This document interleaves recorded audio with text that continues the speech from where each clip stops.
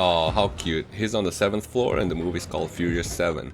Who cares if the elevator only has 5 buttons, and from the outside shot the building is 5 stories high.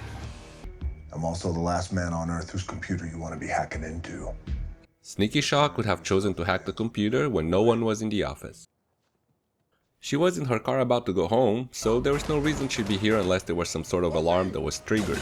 Although it is more likely that the plot needed someone for Hobbs to save and to interrupt the fight so no one dies this early in the movie. Also, he calls from Japan and sort of knows exactly when to blow the package bomb. If Shaw had spotters watching Dom, then they sure did a bad job because it should have blown up earlier when both Dom and Mia were at the porch.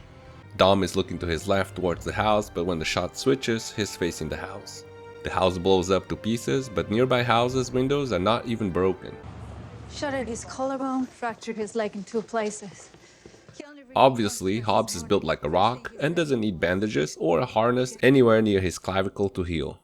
Pat can't stick to Slick Rock, and it's back on. It's good to have a gun ready, but if Dom is going to pick it up with his right hand, since his left arm is in a cast, he probably should have the gun flipped over on its other side. With all of Dom's talk about family, blah blah blah, Dom goes chase Shaw while the rest of his family chats and doesn't notice him living in a loud-ass muscle car.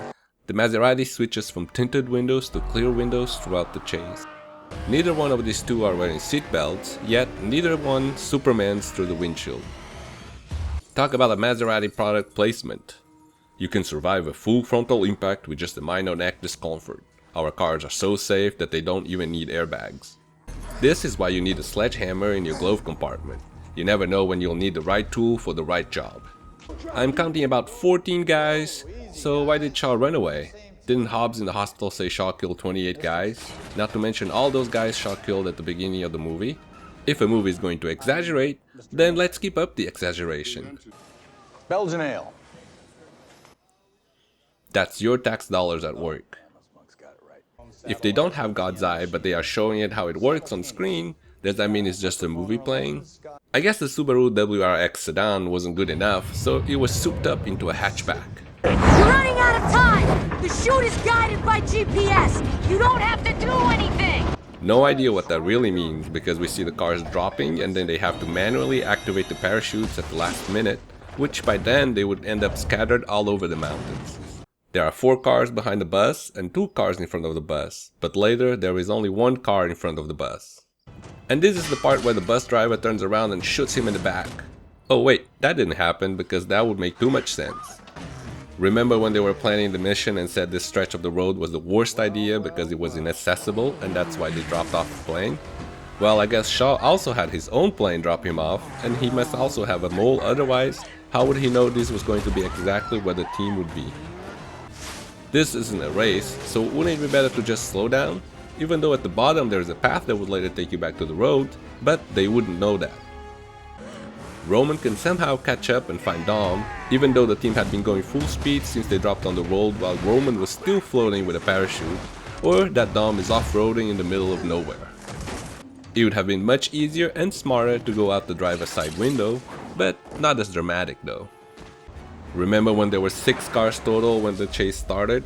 Not only there's a dozen cars, but the satellite image only shows 11 cars. And here is Shaw again crashing the party without any explanation. This dude is everywhere and always knows where the team is.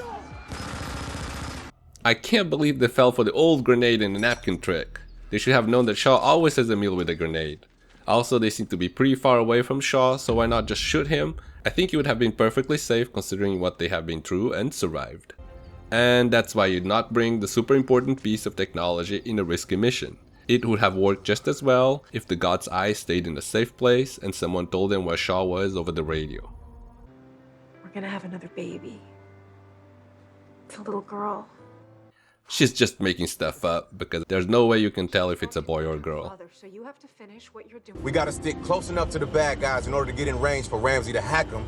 Again, their plan only works because the bad guys make the same mistake of bringing God's eye to the fight instead of just having it in a faraway secure location and radioing the information.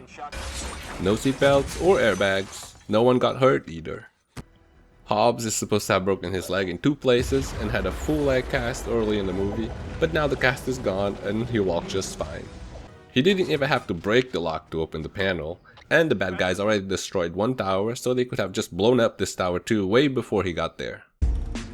Hey, thought you could leave without saying goodbye.